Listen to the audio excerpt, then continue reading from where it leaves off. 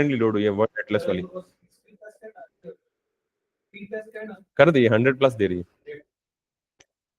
So now last time हमने dynamic routing पढ़ी थी, और डायनामिक राउटिंग के दो हिस्सों में पढ़ लिया था। पहला पॉइंट ये था डायनामिक राउटिंग का कि आपने जब किसी आइटम पे क्लिक करना है तो डायनामिकली उसका राउट बिल्ड करना है। राउट बिल्ड करने का मतलब है कि यूआरएल बिल्ड करना है, और यूआरएल आधा स्टैटिक है और आधा डायनामिक है। यानी हर प्रोडक्ट के जब आप क्लिक करेंगे तो इस प्रोडक्ट का first part products as it is रहेगा और अगला पार्ट डायनामिक होगा।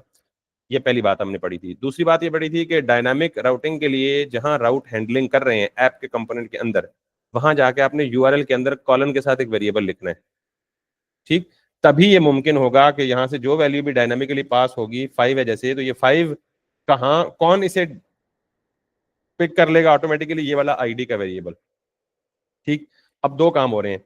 जब मैं क्लिक कर रहा हूं, ये क्या कर रहा है, ब्राउजर के राउट्स को मैच कर रहा है। जब ये राउट मैच होगा तो ये किस पेज को रेंडर करेगा, डिटेल पेज को रेंडर करेगा। तो मैं डिटेल पेज के अंदर आ गया। अब इस डिटेल पेज के अंदर जब मैं पहुंचा तो यहां तक पहुंचने पे मुझे ये बात मेक श्योर हो चुकी थी कि ब्राउजर के यूआरएल में पाथ चेंज हो चुका है और यूआरएल में पैरामीटर आ चुका है। तो मुझे वो जो आईडी है यूआरएल पैरामीटर से रीड करनी थी। आईडी कहां से आ रही है, राउट से आ रही है, रिफ्लेक्ट कहां हो रही है, यूआरएल में, और मुझे चाहिए कहां पे, डिटेल पेज के अंदर। तो रिएक्ट राउटर आपको एक बिल्ट इन हुक देता है जिसे हम कहते हैं यूज पैरम्स। ये क्या करता है, जितने भी यूआरएल पैरामीटर्स होते हैं सारों को एक ऑब्जेक्ट की फॉर्म में रिसीव करता है। यूज पैरम क्या करता है, अभी हमारे पास यूआरएल पैरम में कितने पैरामीटर्स हैं, सिर्फ एक आईडी। आपको ये कल बताया था ना कि मल्टीपल भी पास कर सकते हैं आप, स्लैश डाल के एक और वेरिएबल दे दें, स्लैश डाल के एक और वेरिएबल दे दें, तो ये आप कितने पैरम पास कर रहे हैं, 3 पैरम। पैरम की निशानी क्या है, कॉलन। तो कॉलन के बाद अब अगर मैं ये करूं तो मुझे अगर ये तीनों चाहिए आईडी एबीसी एक्स वाई जी, तो मैं यहां पे क्या करूंगा, ये ऑब्जेक्ट देगा तो एबीसी को भी डिस्ट्रक्चर कर लूंगा और एक्स वाई जी को भी डिस्ट्रक्चर कर लूंगा, ठीक है। लेकिन अभी मुझे कितने पैरामीटर चाहिए, सिर्फ एक ही पैरामीटर चाहिए। अगर कोई कॉम्प्लेक्स राउटिंग सिस्टम हम बनाएंगे जब, तो फिर हम उसको भी देख लेंगे मल्टीपल पैरामीटर्स की जरूरत कब जरूरत पड़ती है, हमें पड़ेगी जरूरत होपफुली। तो नाउ दिस इज फाइन कि हम डिटेल पेज तक पहुंच चुके हैं, यहां तक था। और वो देख लें कि डिटेल पेज पे वो रिफ्लेक्ट भी हो रही है 5, यहाँ पे जाएं तो 5, यहाँ पे जाएं तो 4 and so on so forth. यहां तक किसी को इशू नहीं होना चाहिए because now we actually move to the, अब मुझे क्या करना है, मुझे कहना है कि ये जो यूआरएल में आईडी आ रही है ना, आप अपनी प्रोडक्ट्स की अरे में जाओ और उस अरे में से हर इस आईडी को जो यूआरएल में आ रही है हर प्रोडक्ट की आईडी से मैच करो। जहां से जिस प्रोडक्ट के साथ ये मैच हो जाए उसे रिटर्न कर दो। थोड़ा सा पानी मारा है आंखों को, ये डिस्टर्बेंस हो रही है, थोड़ा सा पानी मारा है आंखों को, इस वजह से डिस्ट्रैक्शन हो रही है मुझे। बात समझ आई है नहीं, यही कि यूआरएल में आईडी आ रही है और मुझे पता है कि मुझे इस आईडी वाले प्रोडक्ट की डिटेल को यहां शो कराना है। तो मैं क्या करूंगा, मेरे पास ये पूरी की पूरी प्रोडक्ट्स की अरे पड़ी हुई है ना, तो इस पूरे प्रोडक्ट्स की अरे को मैं यहां डिटेल पेज पे इंपोर्ट करता हूं। Import products from data. मुझे कोई बंदा ये बताएगा कि मुझे 20 प्रोडक्ट की अरे में से एक प्रोडक्ट निकालना है, कौन सा फंक्शन यूज होगा, गुड, फाइंड। आपने फिल्टर क्यों कहा नहीं, मुझे ये ना बताएं वो क्या रिटर्न करेगा, लेकिन मैं सिर्फ जो सवाल पूछ रहा हूँ उसका जवाब देंगे। आपने फिल्टर क्यों कहा, मैंने कहा मेरी रिक्वायरमेंट क्या है, 20 प्रोडक्ट की अरे, ये 20,000 की भी हो सकती है, मुझे 20 प्रोडक्ट की अरे में से एक प्रोडक्ट चाहिए, कौन सा वाला, जो प्रोडक्ट इस आईडी के साथ मैच करे। तो अरे में से एक प्रोडक्ट फाइंड करने के लिए मेथड सूटेबल कौन सा है, फाइंड का सूटेबल मेथड है। तो मैं क्या करूंगा, सिंपली क्या करूंगा, प्रोडक्ट्स, ये वाली जो अरे ऊपर से इंपोर्ट की है, डॉट फाइंड। और आपको पता है फाइंड क्या करता है, क्या लेता है, फाइंड का मेथड कितने आर्ग्यूमेंट्स लेता है, जल्दी बोले ना, मुझे डिक्टेट करते रहे ना, मैं आपका टेस्ट भी ले रहा था।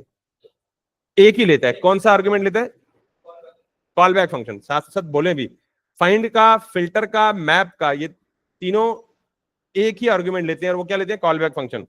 इस कॉल बैक फंक्शन के अंदर ये क्या लेता है, एक वैल्यू यानी फाइंड प्रोडक्ट्स के अरे में जाता है, हर एक एंट्री उठाता है और उसको अवेलेबल कर देता है अंदर कॉल बैक फंक्शन में। इसे आइटम कह देता हूं, ठीक है, सिंगुलर। क्योंकि अब मुझे क्या करना है, जो ब्राउजर में आईडी आ रही है, फाइंड को बोल रहा हूं कि उस आईडी को मैच करो किसके साथ, आइटम आईडी के साथ। ये बात समझ आई या नहीं आई? कि इसको उल्टा लिखने ज्यादा आसान हो जाएगा कि आइटम डॉट आईडी, यानी फाइंड को कहो प्रोडक्ट्स में जाए, पहले प्रोडक्ट को उठाए, उसको इस आइटम में डाले और आइटम डॉट आईडी को चेक करे कि क्या ये बराबर है उस आईडी को जो यूआरएल में आ रही है। ठीक, मिसाल देता हूं, हमारे यूआरएल में कौन सी आईडी आ रही है, 4। तो इसका मतलब है इस आईडी की वैल्यू क्या है, 4 है। फाइंड क्या करेगा, प्रोडक्ट्स में से पहला प्रोडक्ट उठाएगा, ये वाला उठाएगा। तो प्रोडक्ट डॉट आईडी, इसकी आईडी क्या है, 1 है। मुझे बताएं कि ये मैच होगी कंडीशन। इसमें क्या पड़ा हुआ है, 1, इसमें क्या पड़ा हुआ है, 4। तो कंडीशन क्या हो गई है, फॉल्स। क्या रिटर्न करेगा, कुछ भी नहीं, आगे चला जाएगा। आगे जाके आइटम डॉट आईडी का मतलब दूसरी आइटरेशन में कौन सा आइटम पिक करेगा, ये आइटम पिक करेगा। तो आइटम डॉट आईडी क्या होगा, 2। तो जो यूआरएल में आ रही है वो क्या है, 4। तो यहां पे आएगा 2, यहां पे आएगा 4, 2 इक्वल्स टू 4। कंडीशन फिर क्या हो गई, फॉल्स, कुछ भी रिटर्न नहीं होगा। ये फाइंड क्या चलाता है बेटा, फाइंड भी लूप है, फिल्टर भी लूप है, मैप भी लूप है। क्यों भूल जाते हैं बार बार क्यों बार बार भूल जाते हैं? ठीक है, 2 is not equal to 4, condition false, कुछ रिटर्न नहीं करेगा। वापस अगली आइटरेशन में आ जाएगा, तीसरे प्रोडक्ट पे, तीसरे पे 3 आईडी पिक करेगा। तो इधर क्या आएगा, 3। ब्राउजर में जो आ रहा है 4, वो 4 ही है। तो 3 इक्वल्स टू 4, कंडीशन क्या हो गई, फॉल्स, कुछ भी रिटर्न नहीं करेगा, आगे जाएगा। आगे जाके ये वाला प्रोडक्ट उठाएगा। तो आइटम डॉट आईडी कितनी है, 4 है। तो इधर क्या है, 4, इधर क्या है, दोनों क्या हो जाएंगे, मैच हो जाएंगे। जब मैच हो जाएंगे तो फाइंड का प्रिंसिपल क्या है, जहां पहली मैचिंग हो जाए वहीं से रिटर्न कर दो, आगे जाने की जहमत ही ना करो। ठीक है, तो यहां पे मैं इसको यानी इसका जो भी रिटर्न रिजल्ट है उसको सेव कर देता हूं प्रोडक्ट के अंदर। याद रखिएगा, जब भी मैं वेरिएबल्स को नाम देता हूं तो सिंगुलर प्लूरल मेरे लिए बहुत मैटर करते हैं, इसलिए ध्यान से देना है। उस दिन कोई बंदा गलती कर रहा था, सिर्फ यही गलती थी, सिंगुलर और प्लूरल की गलती, बाकी सब कुछ ठीक कर रहा था। कौन था वो, शहजादा आप थे। तो इसलिए ये प्रोडक्ट्स है, क्यों, क्योंकि ये अरे है। और जो फाइंड हमें रिटर्न देता है रिजल्ट, वो सिंगल प्रोडक्ट देता है। मैंने प्रोडक्ट बोल दिए, अगर आपको इसमें इशू आ रहा है तो आप कोई और नाम दे दें, आइटम दे दें, सिंपल, फाउंड आइटम दे दें, फाउंड ऑब्जेक्ट दे दें, फाउंड प्रोडक्ट दे दें, what ever you like it.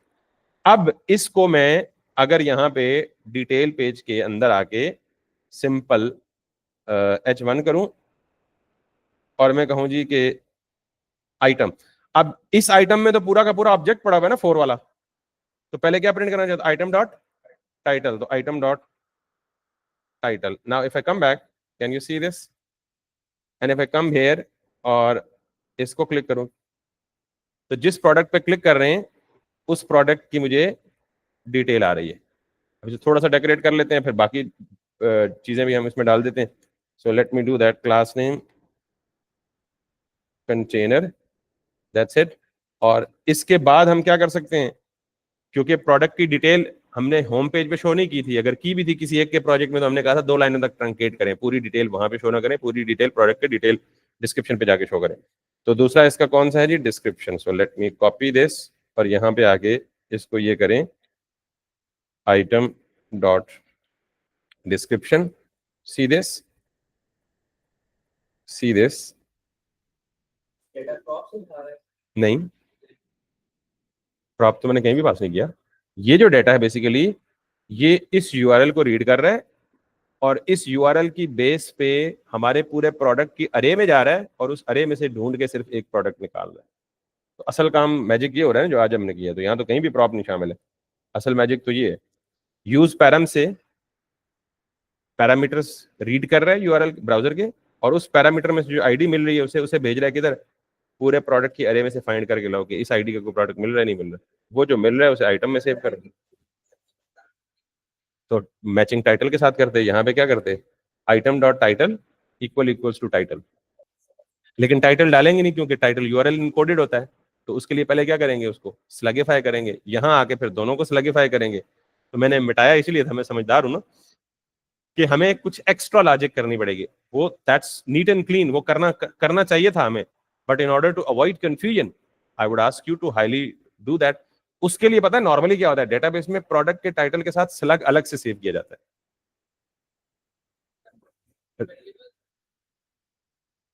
ये वेरिएबल है ना बेटा? अच्छा, आप बता सकते हैं कि ये आइटम भी वेरिएबल का नाम आइटम है, ये भी वेरिएबल का नाम आइटम है, कंफ्लिक्ट नहीं करेंगे हम? नहीं करेंगे। क्यों? क्योंकि वो उसका लोकल स्कोप है। Very nice, I was expecting.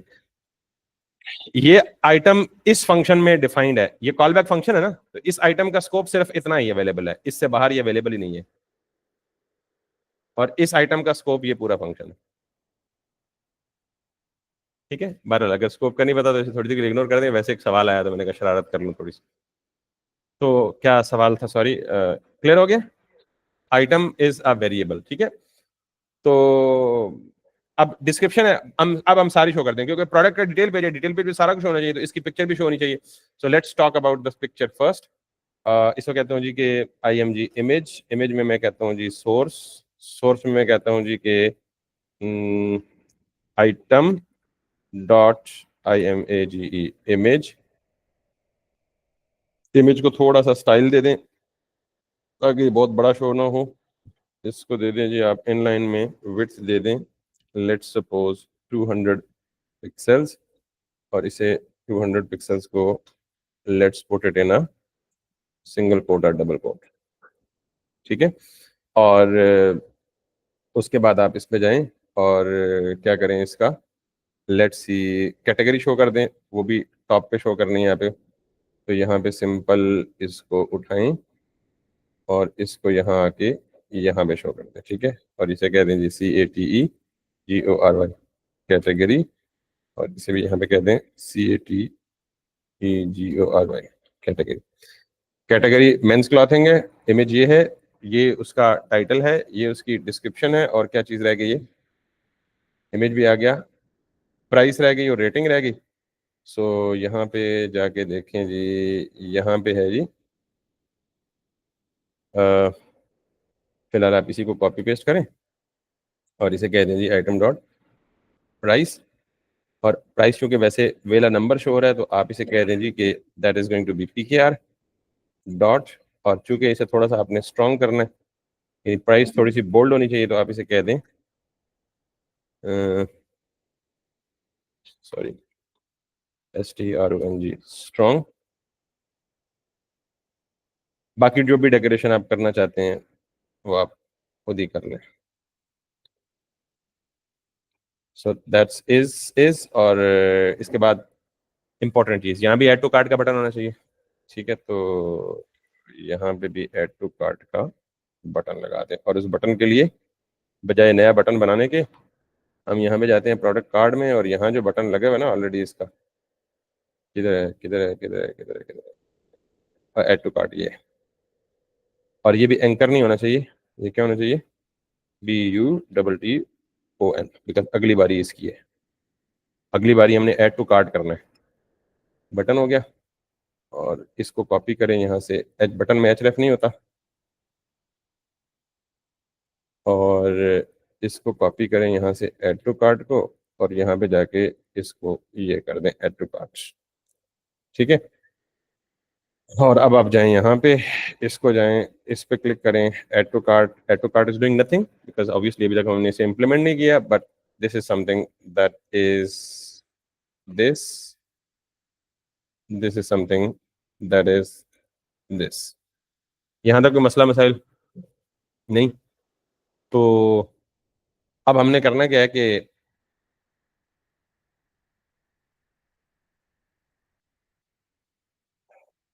इसकी रेटिंग भी शो कर सकते हैं वहाँ पे, लेकिन मेरे ख्याल में अगर आपने होम पेज भी रेटिंग शो कर ली तो वहाँ भी आप कर लेंगे। मुझे करने की जरूरत है या नहीं है? नहीं है, ठीक है। अब हमें करना है ऐड टू कार्ट के पे क्लिक करें, तो जिस आइटम पे क्लिक करें वो आइटम जो है वो कार्ट में ऐड हो जाए, और ना सिर्फ कार्ट में ऐड हो जाए, यहाँ पे वो नंबर भी शो हो जाए, और ना सिर्फ नंबर शो हो बल्कि यहाँ पे क्लिक करने पे इस कार्ट पेज पे जितने आइटम्स आपने कार्ट में डाले हैं वो सारे के सारे इस कार्ट पे शो हो जाए। क्लियर है? मिसाल के तौर पे अगर मैं आपको यहाँ दिखाऊं ना, तो हम एग्जैक्ट इस तरह का कुछ चीज अचीव करना चाहेंगे। वेबसाइट खोलते थे, आज उम्मीद है कि हमें इंटरनेट का इशू नहीं आएगा। So everything is looking fine. सो अब मुझे करना क्या है, जब मैं ऐड टू कार्ट, यहां तक सारा कुछ हम कर चुके हैं, प्रोडक्ट की लिस्टिंग कर चुके हैं, प्रोडक्ट के टाइटल पे क्लिक करें तो प्रोडक्ट का डिटेल पेज ओपन हो जाएगा, और डिटेल पेज में अगेन मल्टीपल इमेजेस हैं तो कैसे रेंडर होने, स्लाइडर लगा देना है। लेकिन हमें जो अभी चीज फोकस करनी है, हमने क्या कहा है जी, कि हमने कैटेगरी, उसका, उसकी प्राइस, उसकी डिस्क्रिप्शन वगैरह सारा कुछ ही नीचे दिया गया है, ठीक है। अगर एक्स्ट्रा फीचर्स हैं तो हम एक्स्ट्रा फीचर्स भी डाल देते हैं ये, ठीक है, और वो डाल सकते हैं। हमें अभी ये करना है इंपॉर्टेंटली कि एक तो ये क्वांटिटी वाला काउंटर इंक्रीमेंट और डिक्रीमेंट डालना है, और दूसरा हमें ऐड टू कार्ट का बटन डालना है यहाँ पे, ठीक। तो पहले हम जो कर चुके हैं वो ये कि जिस प्रोडक्ट पे क्लिक करेंगे उस प्रोडक्ट की डिटेल शो करेगा।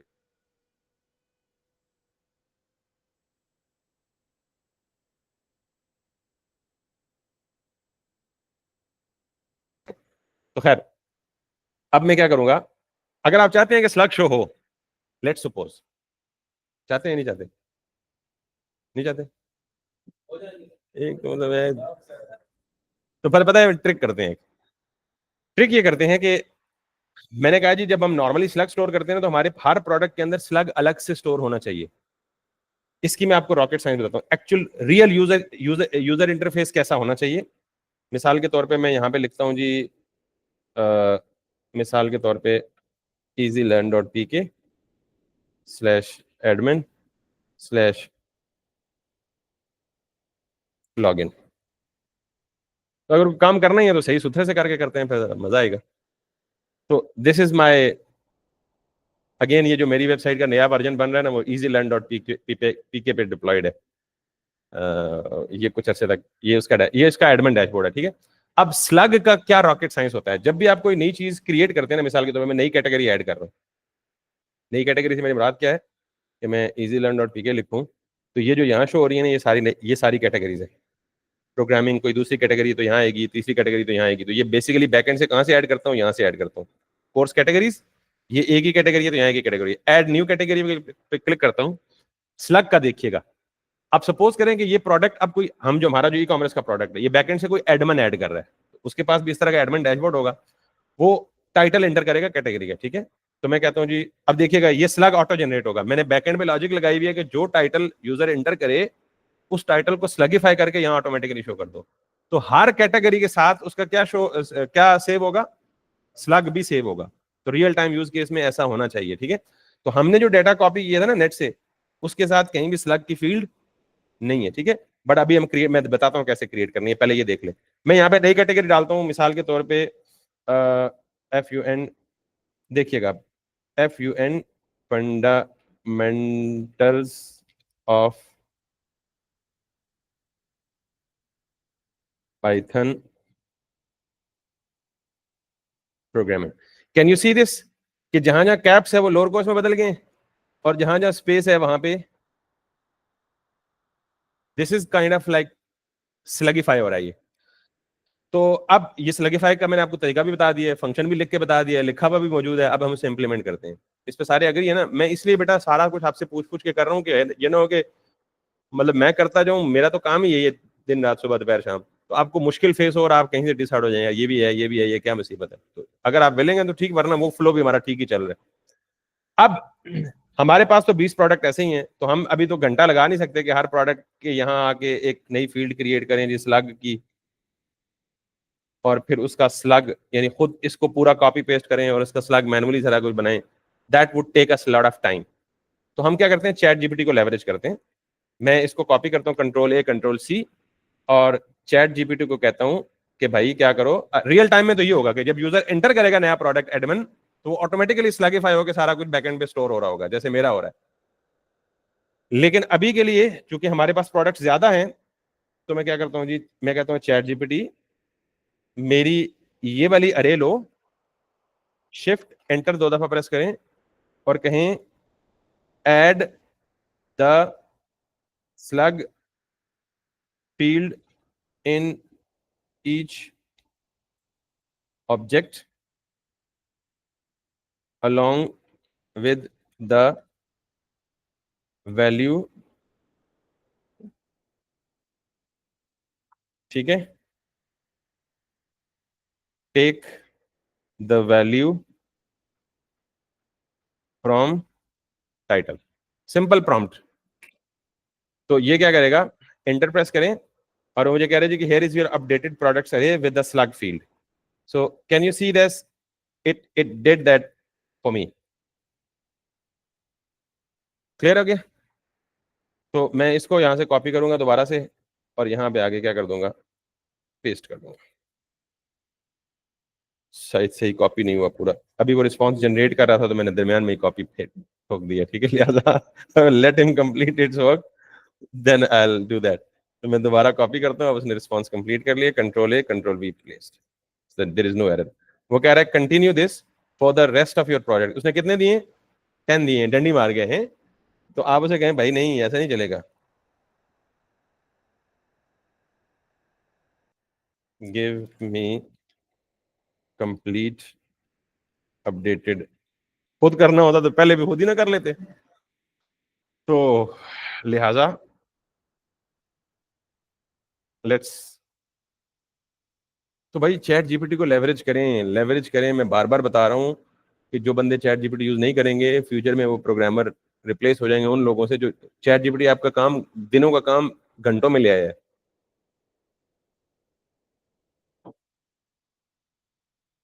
लेकिन प्लीज अन्य वाह ना करें, अन्य वाह ना करें, समझ के करें। और समझ के तभी करेंगे जब आप थोड़े बहुत टेक्निकल होंगे, आपको चीजों का नॉलेज होगा। अब देखें 17 तक पहुंच गया, 18 तक पहुंच गया, 19 तक पहुंच गया। टोटल हमारे प्रोडक्ट्स कितने थे, 20 थे, and we have actually made it. So copy this again, just control A control V, और अब हमारे पूरे के पूरे 20 प्रोडक्ट्स हैं और हर प्रोडक्ट का स्लग आ चुका है बीच में। अब एसईओ पॉइंट ऑफ व्यू से स्लग बड़ा इंपॉर्टेंट है।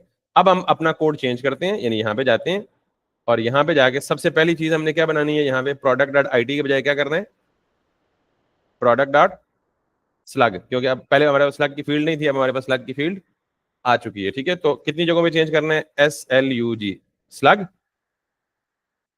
दूसरी कहां जगह चेंज करनी है, जहां पे ये राउट रिफ्लेक्ट होगा, यहां आके इसको आईडी के बजाय क्या कर दें, SLUG स्लग। और तीसरी जगह कौन सी यूज करनी है, डिटेल पेज जहां पे रीड कर रहे हैं इसको, SLUG स्लग। और चौथी जगह कौन सी यूज कर रहे हैं, जो ब्राउजर में स्लग आ रहा है उसको मैच करो किस स्लग के साथ जो आइटम में आ रहा है। Come back here, make this, can you see this slash products slash slug? No URL encoding, no special characters, nothing breaking, everything is working, and our product is obviously working correctly and absolutely fine. ठीक है? Now if I come back and do it for the other products too, can you see this? This is products slash slug, and this is exactly what actually we are doing it for the, or from the recording चल रही है ना, हाँ, from this। जिस product पे click करेंगे, मिसाल के तौर पे हेयर की कैटेगरी पे जाएं और यहाँ पे ये कर लें, सॉरी हमने अभी ऐड नहीं करना यार, किधर हो गया,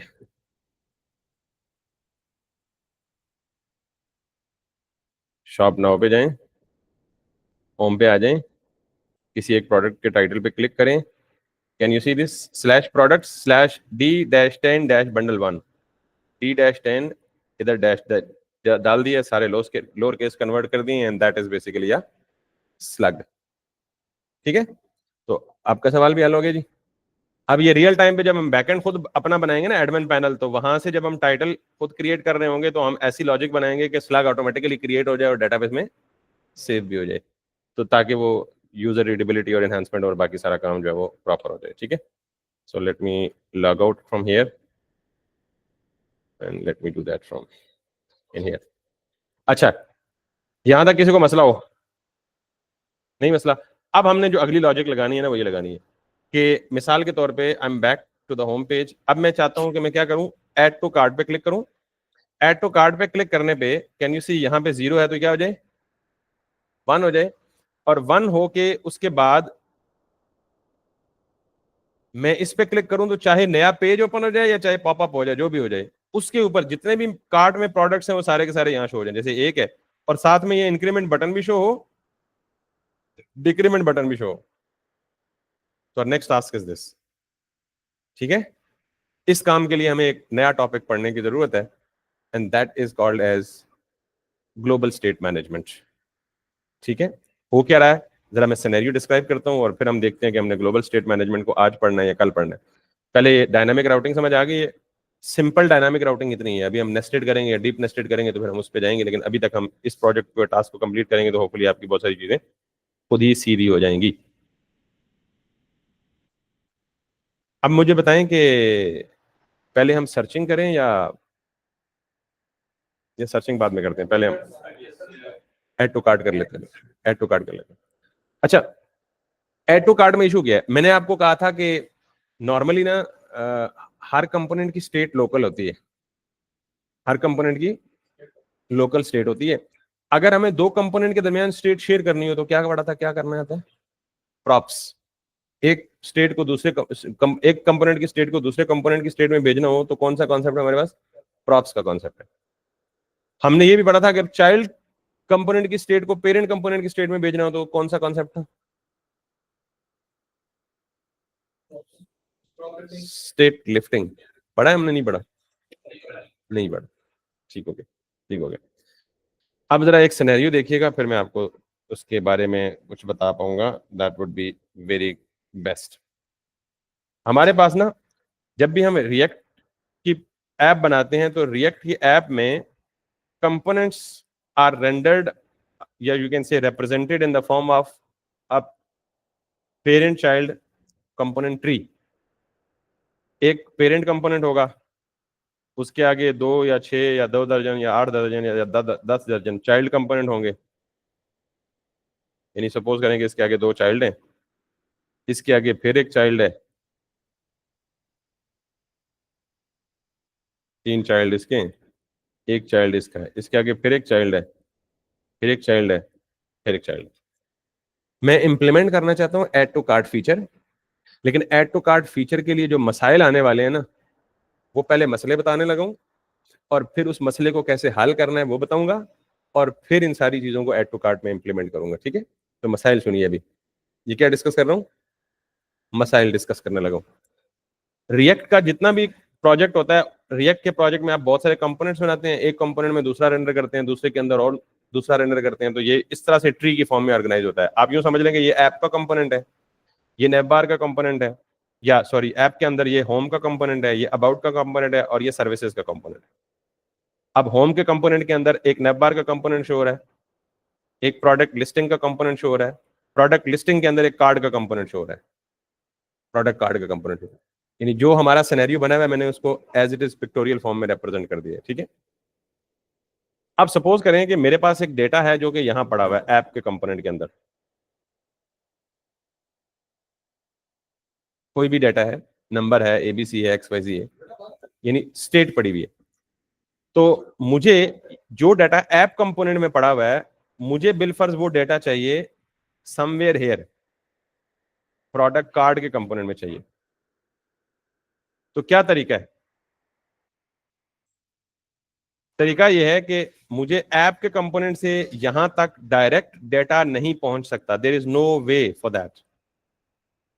तो what I need to do is कि मुझे क्या करना पड़ेगा डेटा शेयरिंग करने के लिए, अभी बताया ना कि एक कंपोनेंट से दूसरे कंपोनेंट में प्रॉप्स पास करनी पड़ेगी। तो मुझे क्या करना पड़ेगा, अगर ऐप का डेटा इधर चाहिए तो डायरेक्ट कोई तरीका नहीं है, I am making a cross in here, अभी तक नहीं है कम से कम।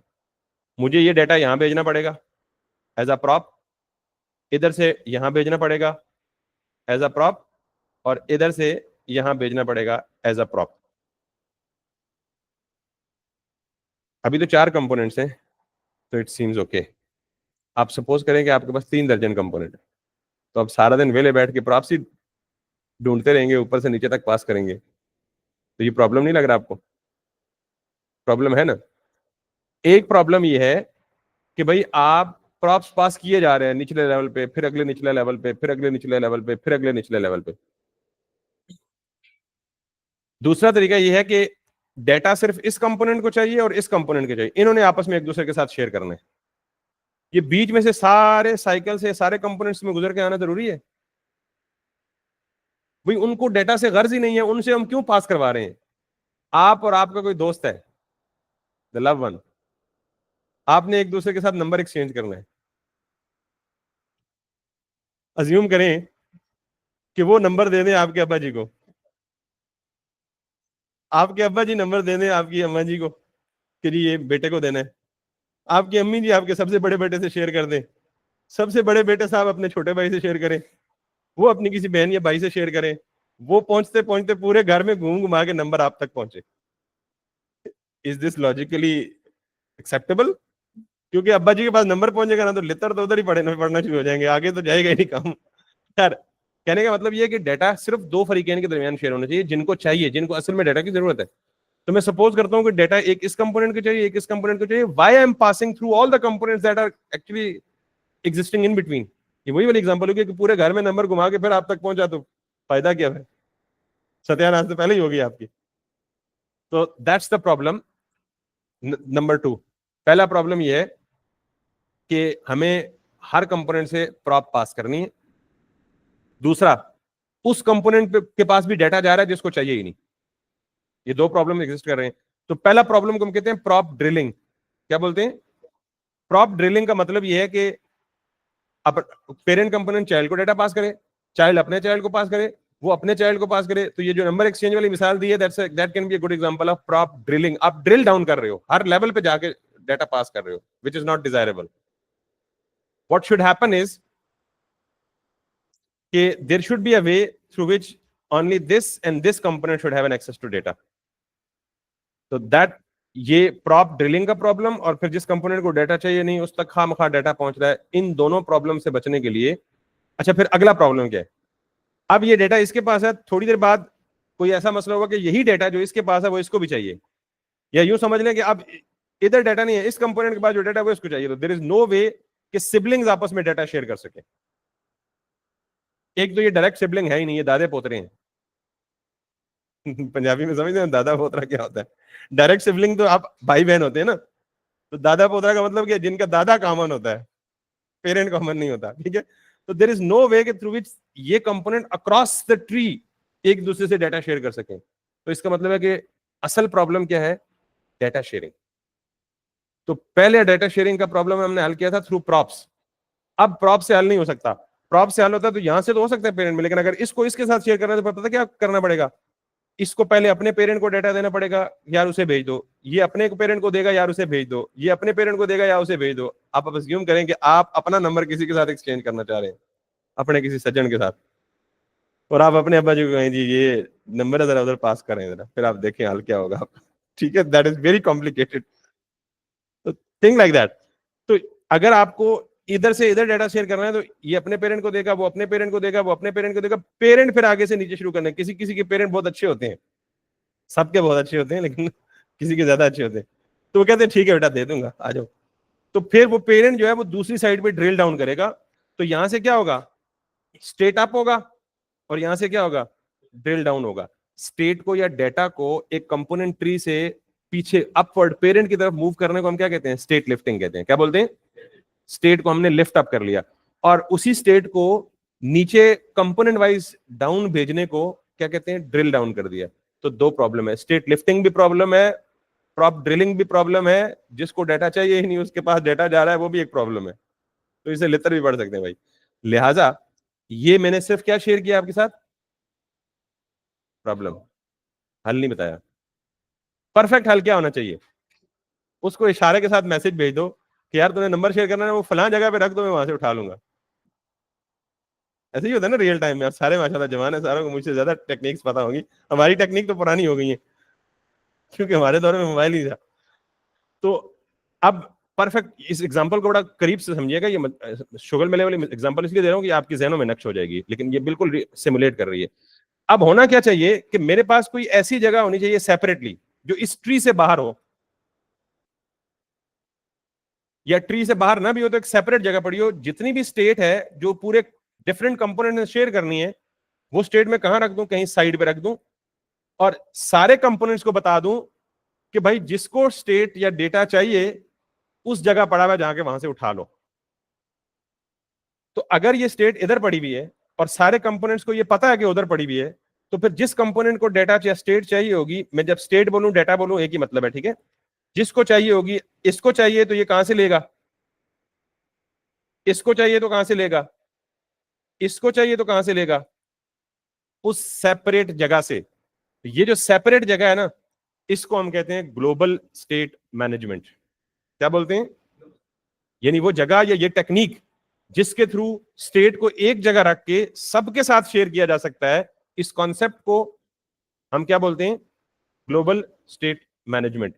अब देखें ग्लोबल का मतलब क्या है, पूरी ऐप, और स्टेट मैनेजमेंट का मतलब क्या है, स्टेट को आपने ऐसे मैनेज, स्टेट का मतलब डेटा, डेटा को आपने ऐसे मैनेज किया कि now it can be accessed globally. Globally का मतलब पूरी दुनिया में नहीं, विद इन द ऐप, पूरी ऐप, पूरा ट्री। तो अब अगर हम ये काम कर लेंगे ना, तो हमारा ये पूरा का पूरा रिएक्ट का कंपोनेंट ट्री जो है, जब भी इसको कोई भी डेटा अपडेट करना होगा तो ये कहां जाके अपडेट करेगा, ग्लोबल स्टेट में। जब भी इसको कोई डेटा लेना होगा तो कहां से लेगा, ग्लोबल स्टेट से लेगा। और इस ग्लोबल स्टेट मैनेजमेंट के कॉन्सेप्ट को इंप्लीमेंट करने के लिए रिएक्ट में एक हुक एग्जिस्ट करती है जिसे हम पढ़ेंगे, दैट इज कॉल्ड एज, अब हुक नहीं बल्कि इसे आप कह लें कॉन्टेक्स्ट एपीआई। यूज कॉन्टेक्स्ट एक हुक है जो इसी के अंदर, इसी कॉन्सेप्ट के अंदर आ जाती है। तो हमारा जो टॉपिक है, इस प्रॉब्लम को बचने के लिए या अवॉइड करने के लिए जो हमने पढ़ना है, that is called as what, context API. क्या पढ़ना है हमने, कॉन्टेक्स्ट एपीआई। किस प्रॉब्लम को सॉल्व करना है हमने, ग्लोबल स्टेट मैनेजमेंट के लिए। क्यों सॉल्व करना है, ताकि हम जिस भी कंपोनेंट में हो उसको डेटा चाहिए हो तो वो कहां से जाके ले ले, ग्लोबल कॉन्टेक्स्ट से ले ले। अब जरा ये सारी एग्जांपल समझने के बाद यहां पे आए, मैंने यहां पे करना है ऐड टू कार्ट, डेटा मुझे कहां चेंज करना है, प्रोडक्ट कार्ड के अंदर। तो वो चेंज रिफ्लेक्ट कहां होनी चाहिए, वो चेंज रिफ्लेक्ट कहां होनी चाहिए, नेव बार के कंपोनेंट में। चेंज कहां पे कर रहा हूं, कार्ड कंपोनेंट में। चेंज हो कहां के रही है, नेव बार के कंपोनेंट। और सिर्फ यहां चेंज नहीं हो रही, मैं जा रहा हूं फिर आगे जाके कार्ड कंपोनेंट में। चेंज कहां किया था, प्रोडक्ट कार्ड में। वो रिफ्लेक्ट कहां पे हुई, नेव बार में तो हुई हुई, दूसरी कहां पे हुई, ऐड टू कार्ड में हुई। तीसरी कौन सी जगह हुई, जब मैं यहां पॉपअप ओपन करूंगा साइड बार में, उस कंपोनेंट में। ये सिर्फ 3 जगह मैंने बताई हैं, आप 600 जगह, पूरी ऐप में जिधर मर्जी उस इंफॉर्मेशन को आप रिफ्लेक्ट करवाना चाहें, एक्सेस करना चाहें, वो एक्सेस हो जाती है या एक्सेस हो जाएगी। कब, जब हम कॉन्टेक्स्ट एपीआई को इंप्लीमेंट करेंगे। सो कल के लिए हम क्या करेंगे कि हम जब ऐड टू कार्ट पे क्लिक करेंगे, अभी ये डिस्क्रिप्शन, यहां भी ऐड टू कार्ट है, यहां भी ऐड टू कार्ट है, तो फियरलेस होके जिस जगह पे जो चेंज करेंगे, वो स्टेट, वो पूरी की पूरी ऐप में वो चेंज अवेलेबल हो जाएगी। और वो अवेलेबल कैसे होगी, कॉन्टेक्स्ट एपीआई के थ्रू होगी। और कॉन्टेक्स्ट एपीआई का कॉन्सेप्ट क्या है कि आप उनको बता दें कि जी जब कोई चीज देनी हो, कोई गिफ्ट शीट देना हो, तो ये हमारी कॉमन जगह है, वहां आप रख दें, मैं वहां से ले लूंगा, और जब मैंने कोई चीज आपको देनी हो तो मैं भी वहां रख दूंगा, वहां से आप ले लीजिएगा। ठीक है, तो ऐसी भी कोई क्लास मिलेगी आपको जो आपको इतने अच्छे अच्छे मशवरे दे रहा है। ठीक है, तो आज हमने सिर्फ प्रॉब्लम डिस्कस की है। Why are we going to talk about